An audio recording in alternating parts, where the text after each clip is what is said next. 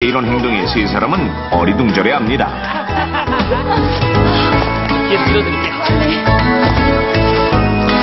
두 남자가 원망스럽고 얄미웠던 민 씨는 두 남자를 골탕 먹일 묘책을 생각해내는데 등산로 표지판 방향을 슬쩍 바꿔버리고 맙니다. 민정아! 우리 화장실 갔다 가자.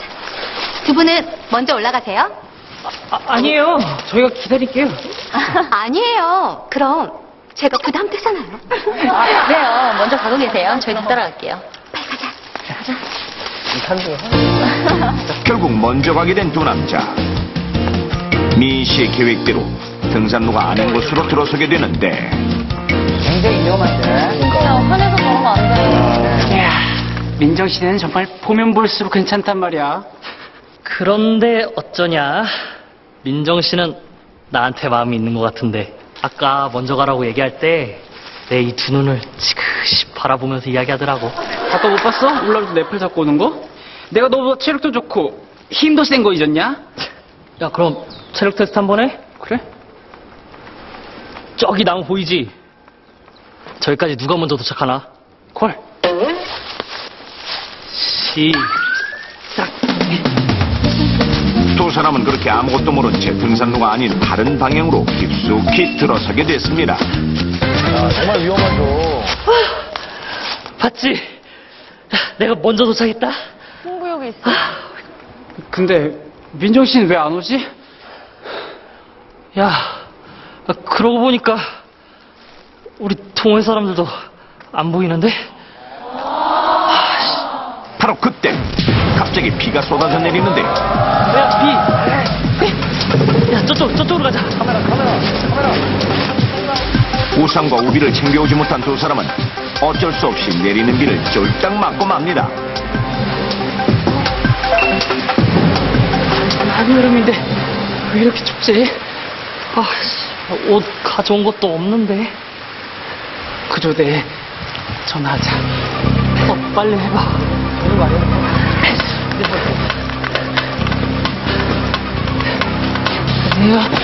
구조대죠? 살려주세요. 깊은 산속에서 피를 잃고 비까지 맞아 저체온증에 걸리고 만 두 사람. 잠시 뒤 도착한 구조대. 괜찮으세요? 정신 차려보세요. 야, 비나 구조대 왔다. 그런데 안녕하세요. 비나! 승원 씨는 다행히 목숨을 구했지만 너 왜 그래? 야! 현빈 씨는 끝내 사망하고 말았습니다. 같은 환경에서 같은 시간에 저체온증에 걸린 두 사람. 하지만 승원 씨만 살아남게 된 것은 대처를 달리했기 때문인데, 먼저 저체온증에 걸렸을 때는 몸에 꽉 끼는 젖은 옷을 갈아입고 몸에 난 땀이나 물기를 닦은 후 땀이 나지 않을 정도로 가볍게 운동을 하거나 낙엽, 신문지, 비닐 등을 바닥에 깔아 찬기를 막아줘야 합니다. 이러한 방법 이외에도 아무런 도구 없이 간단한 행동만으로 체온을 유지하는 방법이자 절벽과 같은 좁은 공간에서 더욱 효과적인 저체온증 응급처치법이 있는데 그 자세가 무엇인지 직접 보여주십시오. 동물들이 겨울에 빈면하잖아요. 빈면할 때 웅크리고 자니까. 그래서 어떻게 하냐면 그 엄마 뱃속에서 태아가 웅크려 있듯이 이렇게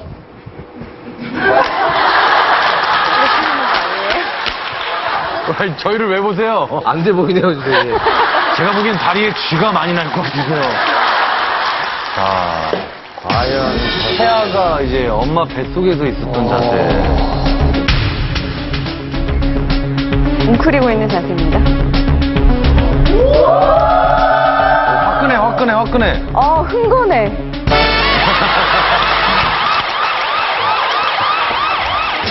몸을 비비면 되는 거 아니에요? 손 안 비비고? 네. 이렇게 귀에도 대고 겨드랑이도 넣고 손을 계속 비비면서 열을 낸다. 와. 팍!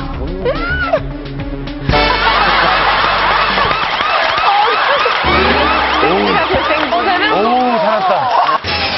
꿇고 기도를. 하나님 제발 도와주세요. 내가 다치지 않게, 내가 몸이 낫지 않게 도와주세요. 기도를 한다.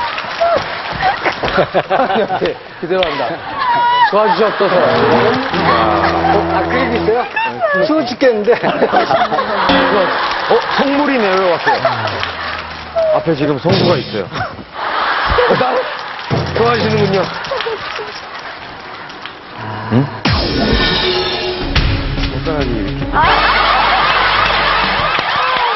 발맛이 아니고요. 형, 이럴 때일수록 맞춰야 돼. 그래, 우리 추울 때 제일 많이 하고 있는 자세예요. 그래. 본능적으로 하고 있는 자세란 네. 말이죠. 네. 빠밤. 우리가 본능적으로 하고 있는 저 자세. 네. 정답은 바로 입니다. 확인해 보겠습니다. 정답이다. 와. 단순한데 그럼? 정답!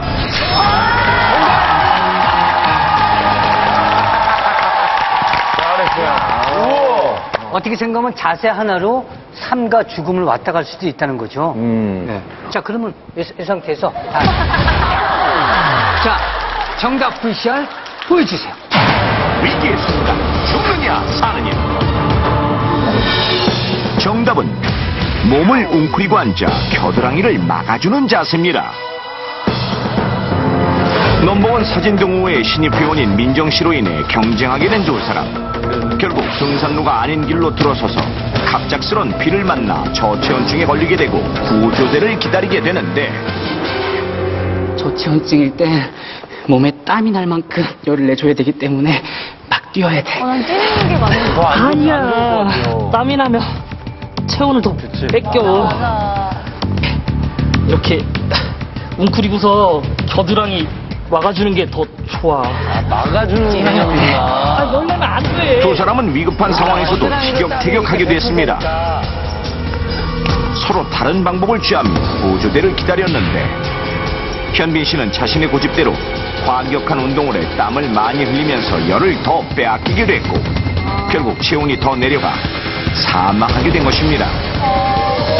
반면 승원 씨의 경우 몸을 웅크리고 겨드랑이를 막아 다행히 목숨을 구할 수 있었는데, 어떻게 여름에 저체온증으로 사망에 이를 수 있는 것일까요? 먼저 사람의 체온은 36.5도로 외부의 기온이 낮아도 신진대사에 의해 열을 발생시켜 그 체온을 유지하게 되는데요. 하지만 피부가 장기간 차가운 공기나 물속에 빠져 있을 경우 체온이 35도씨 이하로 떨어질 때 저체온증이 나타나게 됩니다. 우리 몸은 체온이 1도 낮아지면 면역력이 30%나 떨어져 저체온증이 심한 경우 2시간만 지속해도 사망에 이를 수 있는데요. 이러한 저체온증은 대부분 추운 겨울철에만 발생한다고 생각하지만 소방방재청에 따르면 실제 2010년 6월부터 8월까지 저체온증으로 병원에 이송된 환자 수는 221명. 무조건 겨울에만 저체온증에 걸리는 것이 아니라 시간과 장소에 따라 온도 변화가 심한 여름 산속에서는 저체온증으로 사망할 수도 있다는 사실 알고 계셨습니까? 높은 산에 오를 때 우리 몸의 체온은 조금씩 떨어지는데, 산에서는 고도가 100m씩 높아질 때마다 기온은 0.65도씨씩 떨어지고 바람이 초속 1m씩 강해지면 체감온도는 1.6도씨씩 떨어지게 됩니다. 산 아래의 평지 기온이 영상 30도라 해도 초당 5m의 바람이 부는 해발 1700m의 산은 체감온도가 10.9도까지 떨어지는 셈입니다. 그렇다면 실제 한여름인 7월 한국을 대표하는 산속의 온도는 어떨까요? 먼저 설악산의 경우 정상 부근의 최저 온도는 9.8도, 속리산은 14.7도, 지리산은 11.2도, 한라산은 15.8도에 이릅니다. 만약 이 순간 옷이 비나 땀에 젖으면 물이 증발하면서 체온도 함께 빼앗기기 때문에 체감온도는 영하로 떨어질 수도 있고 저체온증의 위험성은 더욱 커지는데요. 땀을 흘렸을 때는 땀을 흘리지 않을 때보다 무려 240배나 빨리 체온을 떨어뜨린다는 사실. 또한 계곡같이 차가운 물속에서도 저체온증이 일어나게 되는데, 21도씨 이하의 차가운 물은 차가운 공기보다 냉각 효과가 30배